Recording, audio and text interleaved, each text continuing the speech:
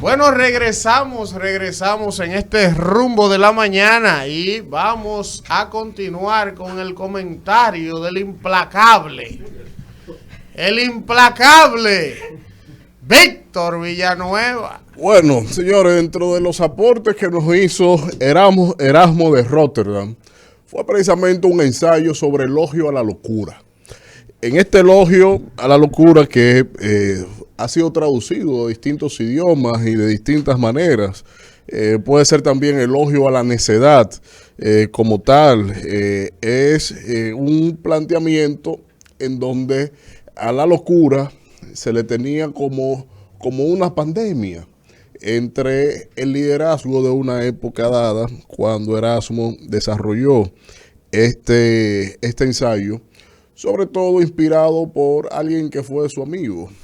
Tomás Moro. Aquí se ha tomado este planteamiento de Erasmo de Rotterdam para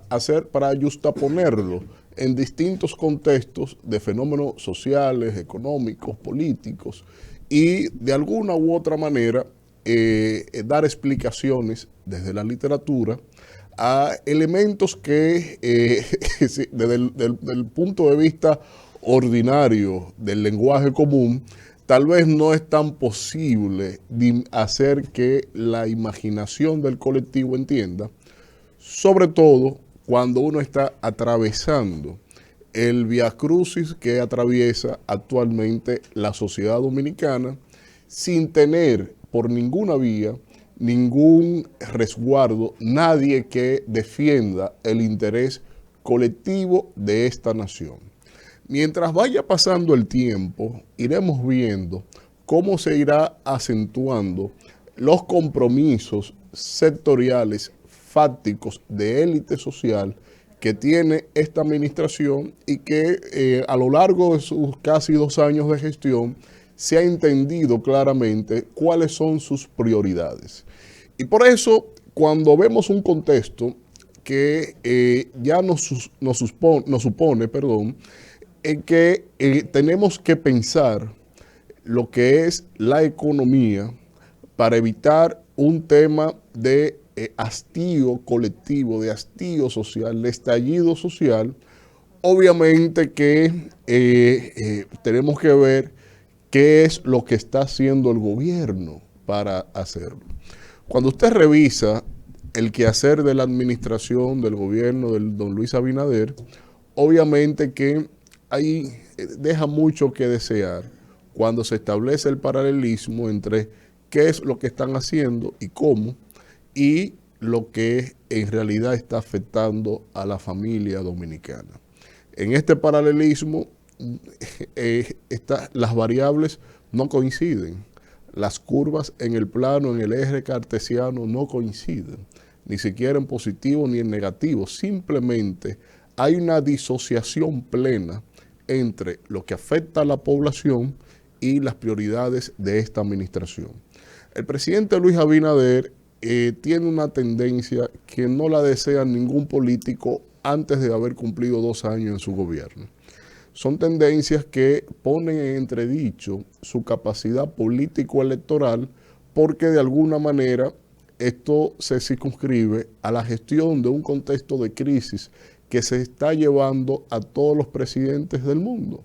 No ha habido, y el mejor ejemplo lo atravesamos en la crisis del sistema financiero de los Estados Unidos, no ha habido administración que pueda superar un proceso electoral de manera exitosa si no atiende los indicadores de la economía. Por ejemplo, el presidente Barack Obama tenía bastante claro que si él no lograba el tema relacionado al empleo pleno en los Estados Unidos y bajar la tasa de desempleo, él mismo llegó a reconocer en plena campaña electoral que si él no resolvía lo del empleo, lo del desempleo, sería un presidente de un solo mandato. En el caso de la Unión Europea, distintos países obviamente cambiaron de liderazgo, llevándose de plano a distintos líderes icónicos, donde solo sobrevivió, por ejemplo, Angela Merkel, porque ya en el contexto de Alemania, el impacto de ella ponía las políticas económicas y fiscales en toda la Unión Europea. Por lo tanto, esto nos repercutió sobre el ingreso de la población alemana, y esto obviamente que viabilizó siempre tener un periodo electoral como siempre lo tuvo. Pero para entender eso, obviamente que hay que ponerse a leer ciencias políticas, sociológicas, hay que tener referencia de lo que es gobernar. Y en este caso, obviamente, en una administración de unos señores que lo que se dedican es a regular contratos para que mediante fideicomisos administrativos le gestionen hasta sus propias empresas. En este caso, obviamente que en el intento de haber creado un fideigobierno, que todas las dinámicas del Estado estuvieran en automático resueltas por contratos de gente que no se sabe ni siquiera cuáles son sus nombres y que el electorado ni siquiera le vio la cara ni le votó a ellos. Obviamente que en el fracaso de esas intentonas, aunque ya tienen más de 20 contratos vigentes y que todavía ni siquiera ley respalda esos contratos, que ya posterior veremos cómo vamos a enfrentar eso, pero en este contexto tenemos una administración difusa en lo que tiene que ver con el interés colectivo. Por eso, cuando usted ve que teniendo la inflación con el grito al cielo a toda la población, sin mirar hacia ningún lado, te imponen las tarifas eléctricas. Pero mientras te imponen la tarifa eléctrica, te crean la mampara, como decía el día de ayer, para decir, vamos a meter el debate sobre la ley de extinción de dominio, que ni siquiera es una agenda nacional, sino es una agenda de los Estados Unidos y un interés político regional de ellos aquí en el país, al igual como lo hicieron con la ley de lavado de activos, que tampoco surgió de un debate propio genuino al interés nacional. Y obviamente que en esto el gobierno busca partidas dobles y quedó evidenciada la doble cara de esta administración cuando el día de ayer lo que se significó ahí con el senador Iván Lorenzo, en que ni siquiera prácticamente le dijeron en su cara, para usted no hay nada aquí. Se lo va a entregar, pero tiene una semana que se solicitaron y que se hicieron las sesiones, porque ni siquiera la transparencia de sus propios actos